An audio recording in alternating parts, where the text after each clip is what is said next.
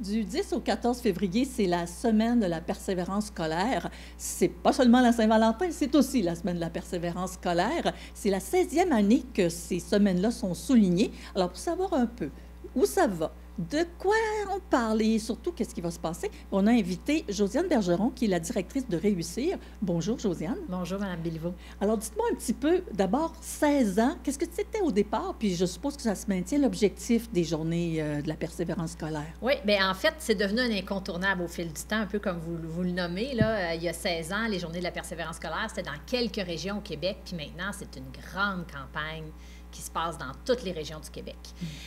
Puis les journées de la persévérance scolaire, bien, c'est un moment où est-ce qu'on invite toute la société québécoise à prendre une pause puis à prendre le temps de féliciter nos jeunes qui sont aux études, peu importe leur âge, d'encourager leur persévérance scolaire, de souligner leur réussite, parce qu'on on le sait, il y a des moments où est-ce que c'est plus difficile dans une année scolaire, puis la période de février est identifiée comme étant un moment où est-ce qu'on peut avoir une plus grande baisse de motivation, être un petit peu plus découragé à l'approche, tu sais, le deuxième bulletin. C'est le creux de l'hiver, à part C'est le creux de l'hiver, je pense que, tu sais, exactement. physiquement, il y a peut-être ça qui joue aussi. Oui, tout à fait. Donc, c'est vraiment un moment où est-ce qu'on souhaite célébrer les réussites, on souhaite célébrer la persévérance scolaire des jeunes, puis surtout, on souhaite, je vous dirais, appeler toute la communauté à faire des petits gestes durant cette semaine-là. Puis célébrer, ça ne veut pas nécessairement dire juste les jeunes qui ont un 90 ou un A+, là. Exactement.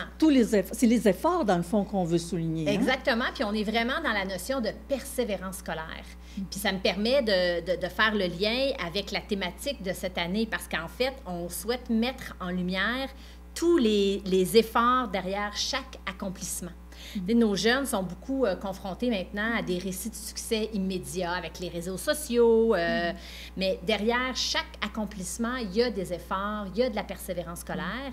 Puis nos différents slogans qu'on met à l'avant-plan cette année, là, on est derrière le premier cellulaire, il y a 75 ans de persévérance. Oui. Puis il y a aussi le hockey pour femmes 107 ans. On va les mettre à l'écran, les gens vont pouvoir les lire, mais c'est ça, finalement, tu sais, comme on dit, Rome, c'est pas fait en un jour. Là. Exactement. C'est un peu ça qu'il faut se souvenir. Il y a des événements forts qui vont se faire un petit peu à la grandeur du Québec, puis il y en a d'autres chez nous. Dans les événements qui vont être un peu partout au Québec, on retrouve quoi? Parce que vous avez, entre autres, été chercher un joueur de football, médecin pas mal connu et pas mal bon pour la persévérance. Oui, on est vraiment contents et on est très chanceux d'avoir Laurent Duvernay-Tardy comme porte-parole nationale des Journées de la persévérance scolaire depuis plusieurs années. Puis, depuis, je vous dirais, à peu près 5 ans, Laurent organise avec nous un grand événement qui s'adresse directement aux jeunes.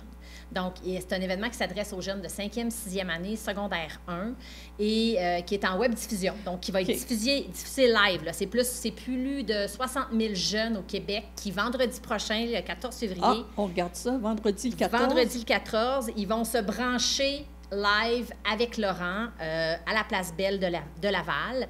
En Estrie, je vous dirais que c'est au-dessus de 2000 élèves là, qui vont être branchés. Les classes se sont déjà inscrits pour avoir le lien de diffusion.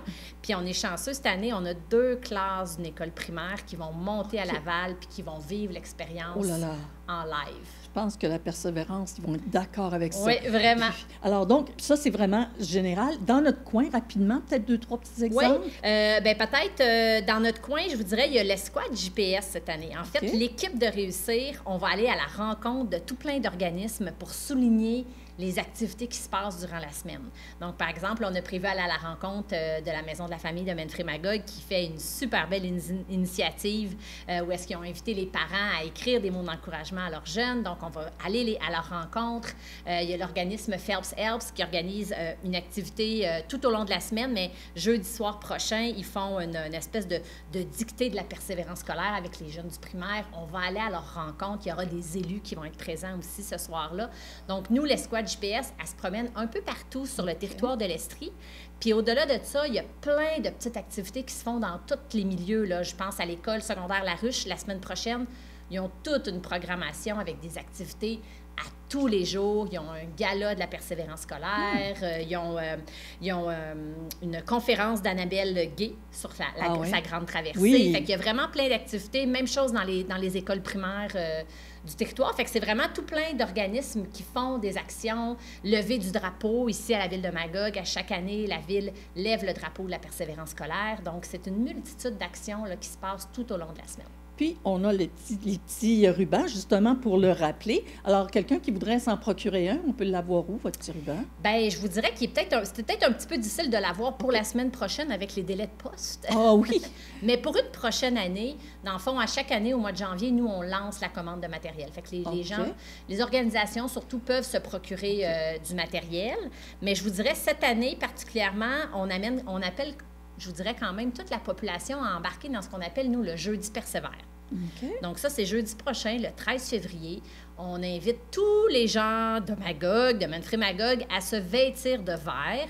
Si vous êtes dans des organisations, invitez les gens à s'habiller en vert, puis à mettre, dans le fond, le vert à l'avant-plan, qui est la couleur du ruban de la persévérance scolaire. Bien, écoutez, merci beaucoup. On va souhaiter beaucoup de succès. C'est une magnifique campagne. Et puis, bien, on rappelle à tous les adultes qu'on a un petit travail à faire pour encourager nos jeunes. Puis, ça ne prend pas nécessairement un gros cadeau, juste une petite tape dans le dos ou des fois un bon câlin pour dire « Hey, c'était beau, tu as bien réussi, tu as bien travaillé ». C'est ça qu'il faut retenir. Hein? Exactement. C'est le cumul de tous ces petits gestes-là qui peuvent faire une réelle différence dans le parcours d'un jeune.